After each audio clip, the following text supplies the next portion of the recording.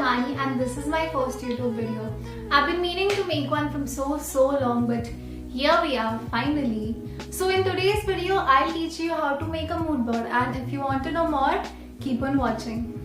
Bye. Hey guys, voiceover Shivani here.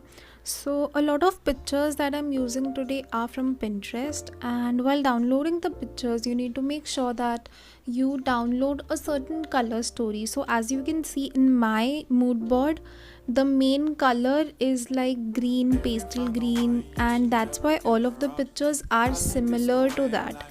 So yeah, that's a little thing that I wanted to say. And if you make some mood boards, please tag me. I would love to see your creations, and keep on watching. Bye.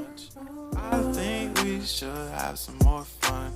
I still dream about the days when we were young. I'll take a hit and still finish in one. Yeah.